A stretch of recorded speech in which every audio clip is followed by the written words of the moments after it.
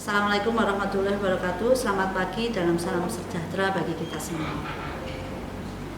Perkenalkan, nama saya Sri Haryanti, dosen jurusan Kesehatan Lingkungan di Poltekkes Kemenkes Yogyakarta. Pada kesempatan kali ini, saya akan menjelaskan mengenai salah satu mata kuliah yang saya ampu bersama tim saya, yaitu mata kuliah Keselamatan dan Kesehatan Kerja. Adapun pemaparan ini dalam rangka untuk kerja bukti pelaksanaan Tridharma perguruan tinggi dalam bidang pengajaran. Berikut adalah deskripsi mata kuliah Keselamatan dan Kesehatan Kerja. Mata kuliah Keselamatan dan Kesehatan Kerja atau K3 merupakan salah satu mata kuliah wajib bagi mahasiswa semester 3 Prodi Sarjana Terapan Sanitasi Lingkungan. Mata kuliah ini mempunyai bobot 3 SKS. Capaian pembelajaran mata kuliah K3.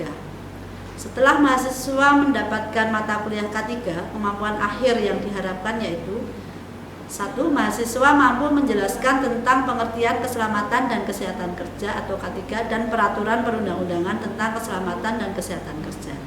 2. Mahasiswa mampu menjelaskan sistem manajemen keselamatan dan kesehatan kerja atau SMK3. 3. Mahasiswa mampu menjelaskan faktor lingkungan, baik faktor fisik, kimia, biologi, psikologi, dan lingkungan kerja. 4. Mahasiswa mampu menjelaskan faktor kimia, debu, gas, uap, cairan, padatan di lingkungan kerja. 5. Mahasiswa mampu menjelaskan hazard identification, risk assessment, and assessment control atau HIREC.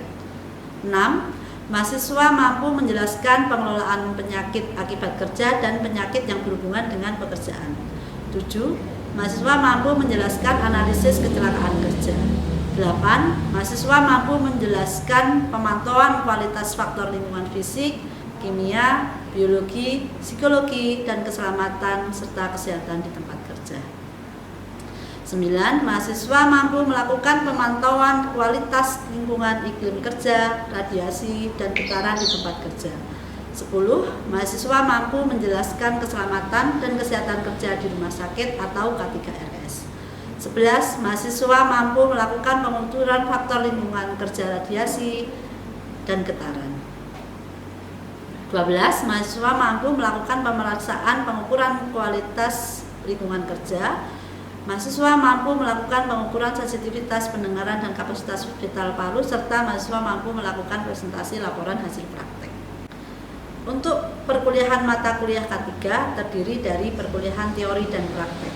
Pada perkuliahan teori membahas mengenai pemahaman dasar tentang pengertian dan tujuan keselamatan serta kesehatan kerja atau K3, ruang lingkup K3, peraturan dan dasar hukum K3, sistem manajemen kesehatan dan keselamatan kerja atau SMK3, hazard identification, risk assessment and control atau HIRAC, kecelakaan kerja dan penyakit akibat kerja, statistik kecelakaan kerja, monitoring dan pengendalian lingkungan kerja, serta pemantauan terhadap keselamatan dan kesehatan kerja. Pada perkuliahan praktek terdiri dari praktek laboratorium dan praktek lapangan. Perkuliahan praktek yang diselenggarakan di laboratorium meliputi praktek pemantauan kualitas lingkungan fisik di tempat kerja, yaitu pengukuran suhu, kelembaban, kebisingan, pencahayaan, kecepatan aliran angin, radiasi, pengukuran kelelahan kerja, uji pendengaran, metode audiometer, serta kapasitas vital paru dengan metode spirometer. Perkuliahan praktek lapangan meliputi praktek kunjungan lapangan di industri, yaitu dengan melakukan pengukuran kualitas lingkungan fisik, biologi di tempat kerja atau industri, dan melakukan identifikasi bahaya di tempat kerja atau industri. Untuk mencapai tujuan mata kuliah, sistem pembelajaran yang dilakukan berupa ceramah, diskusi, penugasan, praktek laboratorium, dan praktek lapangan, serta seminar hasil praktek. Perkuliahan teori dapat dilaksanakan secara luring yang dilaksanakan di kelas maupun daring dengan menggunakan media Zoom atau Google Meet. Selain itu, perkuliahan dapat menggunakan LMS yang ada di Poltekkes Kemenkes Yogyakarta, yaitu Papeling. Dalam Papeling ini efektif untuk digunakan karena di dalamnya terdapat fasilitas yang memuat materi perkuliahan, diskusi, tugas, kuis, dan dapat digunakan sebagai sarana untuk menyelenggarakan UTS maupun UAS. Mata kuliah K3 diselenggarakan dengan 16 kali pertemuan termasuk UTS dan UAS. Adapun penyelenggaraan UTS pada pertemuan ke-8 dan UAS pada pertemuan ke-16. Penilaian dilakukan pada saat mahasiswa melakukan diskusi seminar di kelas, laporan praktikum, UTS, penugasan, dan UAS. Presentasi bobot penilaian pada masing-masing item tersebut ditentukan dosen dan mahasiswa sesuai kesepakatan yang tertuang pada kontrak belajar. Adapun presentasi penilaiannya pada perkuliahan yang telah berjalan adalah untuk UTS sebesar 20%, UAS 20%, tugas atau laporan praktik 25%, seminar praktik 25%, dan kehadiran sebesar 10%. Baik, untuk selanjutnya kita akan menyaksikan salah satu kegiatan perkuliahan teori pada mata kuliah K3 di pertemuan kelima dengan materi HIRAK. Selamat menyaksikan. Assalamualaikum warahmatullahi wabarakatuh. Assalamualaikum warahmatullahi wabarakatuh. Waalaikumsalam warahmatullahi wabarakatuh. Selamat pagi teman-teman, semua dalam keadaan sehat pada pagi hari ini? Sehat Ibu, Alhamdulillah. Oke, Alhamdulillah. Pada pagi hari ini mata kuliah kita adalah keselamatan dan kesehatan kerja. Sedangkan untuk materinya adalah HIRAK atau Hazard Identification Risk Assessment and Control Point. Di antara teman-teman ada yang pernah mendengar apa itu HIRAK? Mas Ahmad Atif sudah pernah mendengar? Sudah Ibu, tapi belum tahu penjelasannya.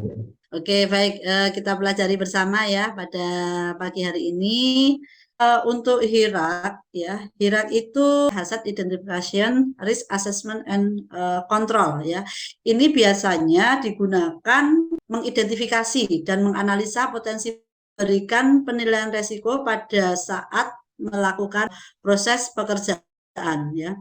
Jadi untuk HIRAK ini sendiri digunakan untuk mengidentifikasi dan menganalisa ya potensi bahaya serta memberikan penilaian risiko pada suatu proses pekerjaan. Nah, di sini organisasi itu harus menetapkan suatu prosedur mengenai identifikasi bahaya ini ya dengan suatu penilaian resiko.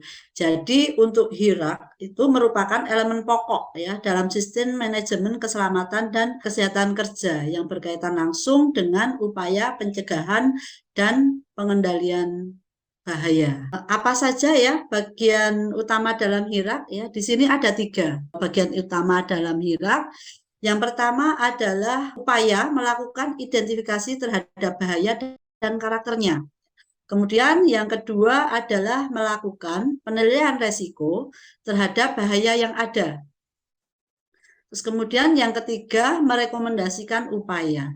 Jadi tidak hanya sekedar untuk melakukan identifikasi bahaya saja. Jadi untuk identifikasi bahaya itu kalau semua sudah teridentifikasi bisa dilakukan penilaian terhadap resiko ya sehingga upaya-upaya pengendalian itu bisa untuk dilakukan. Apa sih bahaya ini, pengendaliannya dengan apa?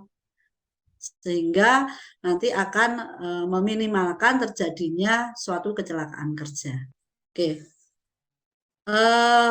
Bahaya atau hazard ya. Hazard itu merupakan suatu objek ya di mana terdapat energi, zat ataupun kondisi yang bisa mengancam keselamatan. Nah, di sini untuk hazard itu bisa berupa bermacam-macam ya. Bisa dari bahan-bahan yang digunakan untuk produksi, kemudian bagian-bagian dari mesin itu sendiri, bentuk energi yang digunakan, kemudian metode kerja ataupun situasi kerja ya. Itu merupakan jenis-jenis hazard yang ada. Jadi hazard itu merupakan sumber bahaya potensial yang bisa menyebabkan kerusakan atau HAM.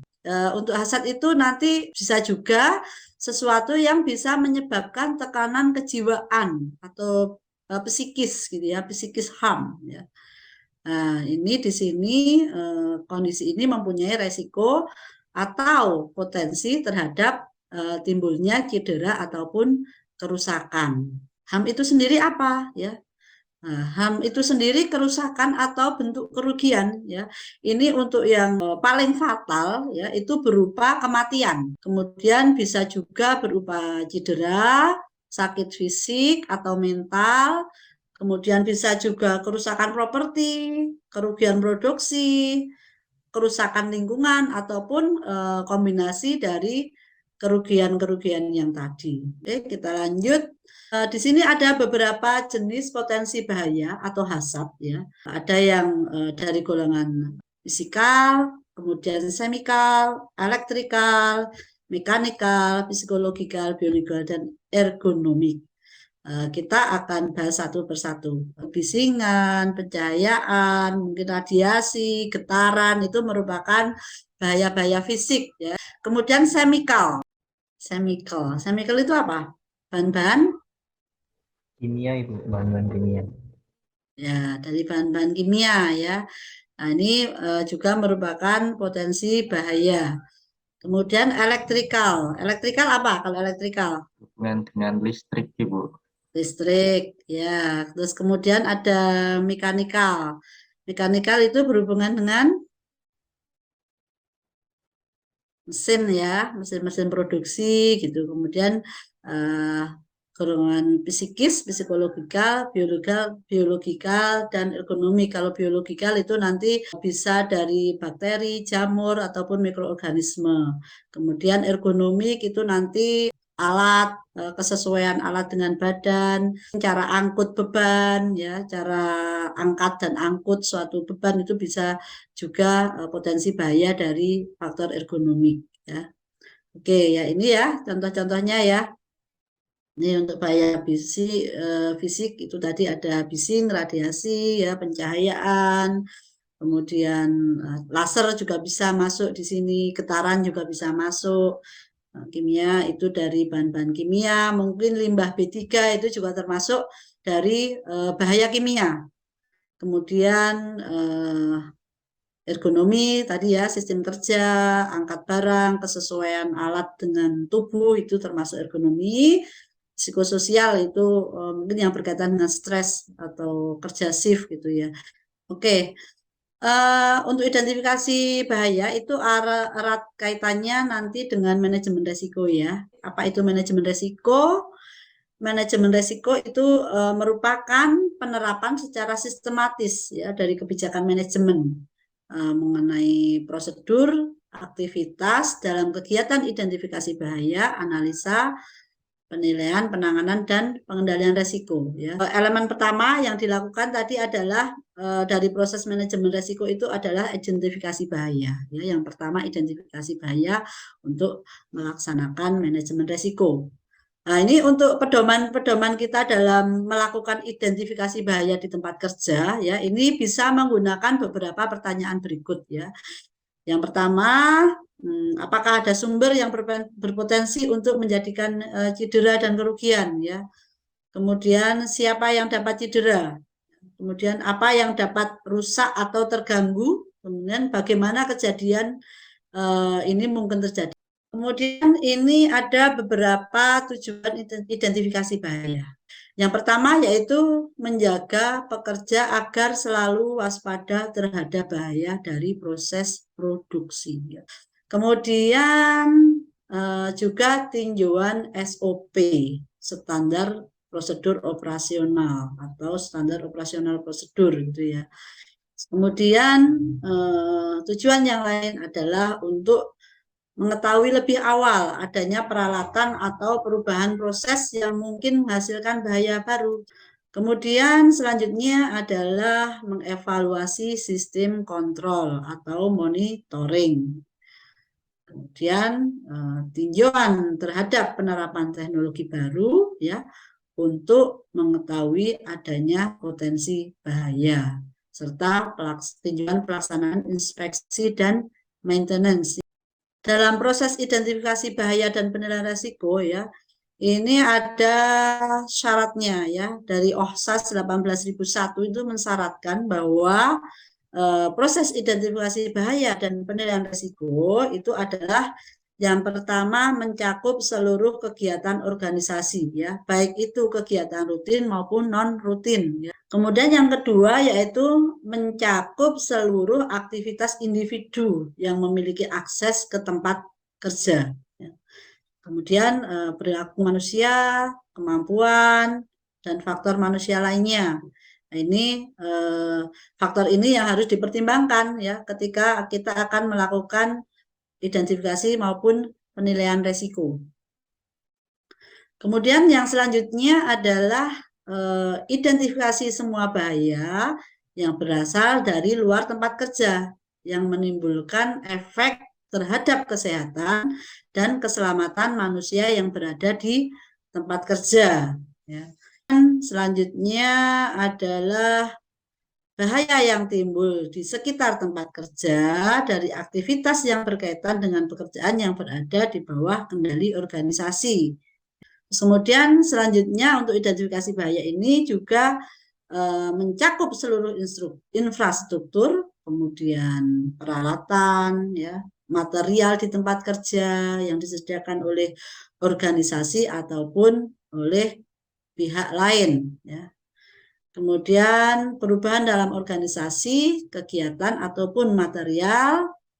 Kemudian setiap perubahan atau modifikasi ini dilakukan dalam organisasi ya, termasuk perubahan sementara ya, yang harus memperhitungkan potensi bahaya K3 dan dampaknya terhadap operasi, proses maupun aktivitas. Ya.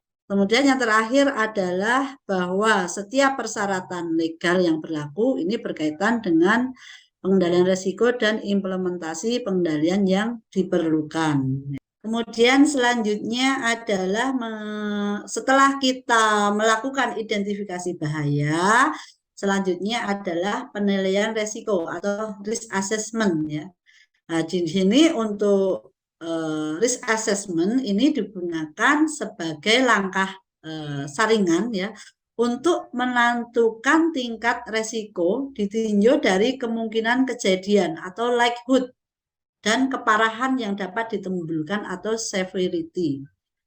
Untuk penilaian risiko ini sebenarnya ada beberapa metode gitu ya, tapi di sini akan saya jelaskan dulu mengenai yang penilaian risiko dengan analisis kualitatif ya. Nah, untuk analisis kualitatif ini menggunakan bentuk kata ya atau skala deskriptif ya. Skala deskriptif ya. Ini untuk menjelaskan seberapa besar potensi resiko yang akan diukur. Nah, ini untuk hasilnya, nanti untuk kategori resikonya adalah bisa resiko rendah, kemudian resiko sedang, dan resiko tinggi. Nah, untuk gambarannya seperti ini gitu ya teman-teman. Dari tingkat kemungkinan kalikan tingkat keparahan gitu ya, kan menghasilkan resiko. Kalau tingkat keparahannya sedang tapi dia sering terjadi, resikonya apa? Tinggi juga Ibu. Tinggi juga. Ya. Kalau keparahannya sedang tapi dia jarang terjadi, keparahannya ringan sedang tapi dia jarang terjadi. Jadi dia resikonya apa? Kalau melihat tabel ini. Sedang Bu. Sedang ya. Jadi untuk tingkat resikonya resiko tinggi, sedang dan rendah ya. Dengan melihat kemungkinan terjadi dan tingkat keparahannya. Ini untuk angka-angkanya ya dari tingkat 1 sampai dengan 5 yaitu kalau 1 itu tidak signifikan ya.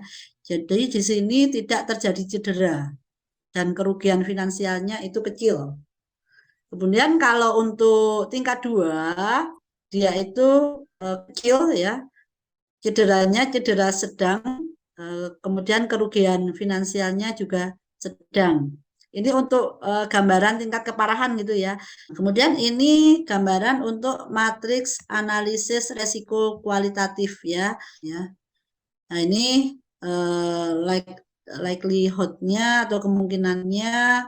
Ini skornya 1 sampai 5 juga, kemudian tingkat keparahannya atau konsekuensinya ini juga sama 1 sampai 5 ya. Ini ya interpretasinya ini nanti bisa dilihat di sini ya. Nah, ini kalau kemungkinannya hampir pasti tidak terjadi dan tingkat keparahannya kecil ya. Tingkat keparahannya kecil atau sedang, maka akan membutuhkan resiko tinggi ya. Di sini beresiko besar ya. Hampir pasti terjadi ya, hampir pasti atau near miss gitu istilahnya kalau K3 hampir pasti terjadi. Kalau dia kadang-kadang terjadi ya, walaupun kadang-kadang terjadi, tapi dia itu tingkat keparahannya berat ya, maka termasuk resiko yang tinggi ya. Terus kemudian kalau dia jarang sekali terjadi dan itu keparahannya berat, itu juga termasuk resikonya tinggi. Kita lanjut. Nah, ini ada suatu formulir contoh ya, contoh formulir identifikasi bahaya, penilaian dan pengendalian resiko ya. Nah, ini terkait dengan resiko tadi teman-teman ya. Jadi untuk resiko itu tidak bisa dihilangkan ya. Jadi resiko itu akan selalu ada ya, sebagaimana hukum aksi reaksi ya. Jadi suatu resiko yang berhubungan dengan kematian, ya, kehilangan, kerusakan itu akan selalu ada dan tidak bisa dihilangkan. Ya. Terus kemudian resiko itu dapat dikendalikan dan dapat dilakukan oleh manajemen. Ya. Itu salah satu kegunaan manajemen resiko yaitu untuk mengendalikan resiko. Ya. Pertama resiko-resiko yang tinggi, resiko yang ekstrim, yang bahaya gitu ya. Jadi bila sudah jelas keberadaan resiko ini tidak dapat dihindari, maka perlu dilakukan oleh manajemen ya. Jadi sehingga nanti efeknya itu bisa dapat diminimalisir. Kegunaan dari estimasi resiko secara kualitatif tadi ya, ini bisa untuk mengetahui tingkat resiko atau suatu kejadian secara garis besar ya. Kemudian elemen-elemen yang digunakan untuk memperkirakan itu tidak bersifat pasti ya. Kemudian biasanya untuk estimasi resiko secara kualitatif ini digunakan pada industri-industri manufaktur ya, yang mana proses produksinya ini tidak menggunakan proses parameter yang bisa berubah-ubah ya. Ya, di sini maksudnya dia tidak mengutamakan tekanan, tidak mengutamakan suhu, aliran proses, perubahan bahan baku dan sebagainya. Untuk estimasi resiko secara kualitatif. Kemudian ada resiko yang bisa diterima. Ya. Resiko yang bisa diterima ini tergantung dari penilaian atau pertimbangan dari suatu organisasi ya. Bisa berdasarkan tindakan pengendalian yang ada, kemudian berdasarkan sumber daya, ini bisa berupa finansial, ya, SDM, fasilitas gitu ya. Kemudian regulasi atau standar yang berlaku, rencana keadaan darurat, catatan atau data kecelakaan terdahulu ya. Tapi walaupun ini resiko yang bisa diterima, itu catatannya adalah tetap harus dipantau dan dimonitor ya. Tetap harus dipantau dan dimonitor agar nanti resikonya itu tidak tinggi ataupun ekstrim gitu ya, walaupun ada.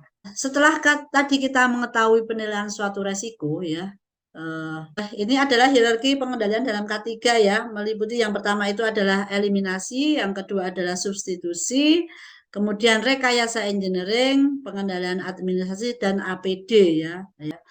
Eliminasi itu apa ya? Eliminasi itu adalah menghilangkan suatu bahan atau tahapan pada proses berbahaya. Kemudian substitusi ya, tadi benar ya untuk teman-teman, substitusi itu adalah mengganti ya. Jadi mengganti bahan yang aman dari bahan yang tidak aman diganti dengan bahan yang aman dalam proses produksi ya. Misalnya mengganti bahan bentuk serbuk dengan bentuk yang pasta. Kemudian kalau proses menyapu diganti dengan vakum, kemudian bahan solvent diganti dengan bahan deterjen, proses pengecatan spray diganti dengan pencelupan, itu merupakan contoh-contoh substitusi gitu ya. Kemudian selanjutnya adalah rekayasa teknik ya. Adalah contohnya pemasangan alat pelindung mesin ya. Mungkin mesin itu menimbulkan kebisingan ya. Jadi dimodifikasi bagaimana caranya agar kebisingan itu bisa teredam ya, misalnya dengan pelindung mesin gitu ya. Kemudian pemasangan alat sensor gitu ya, alat sensor otomatis ya, yang berhubungan dengan engineering ya, rekayasa teknik gitu. Itu yang bisa dilakukan untuk hierarki pengendalian dalam bidang K3 khususnya rekayasa teknik. Selanjutnya adalah pengendalian administratif yang keempat ya. Pengendalian administrasi ini bisa dilakukan dengan contohnya dengan pergantian shift kerja, pembentukan sistem kerja, pelatihan karyawan, itu merupakan contoh-contoh pengendalian secara administratif. Yang terakhir adalah alat pelindung diri ya. Alat pelindung diri ini bisa dengan helm, kemudian bisa dengan safety shoes, earplug atau earmuff, kemudian safety goggles atau kacamata pelindung gitu ya. Itu dalam hierarki pengendalian K3. Nah, oke, setelah dilakukan pengendalian ya tentu saja perlu dilakukan pemantauan dan tinjauan ulang gitu ya. Setelah rencana tindakan pengendalian risiko tadi selesai ya, maka perlu dilakukan pemantauan. Pemantauan ini bisa berupa inspeksi ya, kemudian bisa pemantauan lapangan ataupun lingkungan ataupun audit yang terakhir ya. Untuk materi HIRAK sampai di sini ya. Silakan teman-teman kalau ada yang mau didiskusikan. Izin bertanya, Ibu. Mas Taufik. Yuk, dalam hierarki pengendalian K3 itu kenapa untuk alat pelindung diri itu ada di nomor 5 Ibu, yang terakhir? Jadi untuk APD ya, APD itu merupakan langkah terakhir ya. Karena apa? Sekarang kita menggunakan APD itu sebenarnya nyaman atau tidak toh? Tidak, Ibu. Nah, tidak kan? Ya, itu salah satu alasannya ya. Jadi sedangkan untuk bekerja itu kita kan dituntut untuk senyaman ya, bagaimana senyaman mungkin gitu ya untuk bekerja. Jadi di sini memang untuk APD itu merupakan pilihan terakhir, bukan yang utama ya. Karena ya itu untuk yang utama itu adalah menghilangkan sumber bahayanya dulu. Jadi sumber bahayanya itu kalau bisa dihilangkan agar tidak terjadi bahaya ya. Kemudian kalau misalnya memang sumber bahayanya itu sudah tidak bisa dihilangkan dengan cara mengganti dulu ya, jangan cara mengganti. Jadi disubstitusi ya. Sumber bahaya itu kira-kira bisa disubstitusi enggak ya dengan yang lain yang lebih aman. Kalau misalnya tidak, ya selanjutnya yang rekayasa engineering. Nah, setelah rekayasa engineering, administrasi baru APD. APD itu memang pilihan terakhir karena yaitu Mas untuk agar kita tuh bekerja itu bisa senyaman mungkin gitu ya. Jadi untuk yang utama itu adalah eliminasi, menghilangkan sumber bahayanya dulu. Jadi seperti itu. Kira-kira seperti itu Mas Taufik. Iya, jelas Ibu. Terima Ya, kasih. oke, terima kasih juga. Ada lagi yang mau bertanya? Ya. Ingin bertanya Bu Yanti, Mm-mm. ini yang di slide terakhir ini yang pemantauan dan tinjauan ulang itu apakah dituliskan apakah tindakan tersebut sudah efektif atau belum ya Bu? Jadi semisal tindakan itu ternyata belum efektif itu nanti kemudian apa yang harus dilakukan Ibu dalam kirap ini? Dalam tinjauan ulang ini, Mas. Iya Ibu, semisal Oh, ya, belum efektif. ya oke. Jadi untuk yang pemantauan dan tinjauan ulang ini merupakan salah satu bentuk monitoring juga ya, monitoring evaluasi. Jadi agar bisa diketahui kira-kira dari sistem pengendalian tadi efektif atau tidak. Kalau misalnya tidak, itu agar segera bisa dicarikan alternatif lain ya dalam pengendalian itu bisa berjalan secara optimal. Ibu, terima kasih. Cukup sampai di sini ya penjelasan mengenai HIRA. Kalau memang sudah tidak ada yang perlu didiskusikan lagi, saya tutup pertemuan pada pagi hari ini. Mohon maaf apabila ada salah kata, salah ucap dari saya. Wassalamualaikum warahmatullahi wabarakatuh. Waalaikumsalam warahmatullahi Waalaikumsalam warahmatullahi wabarakatuh. Waalaikumsalam warahmatullahi wabarakatuh.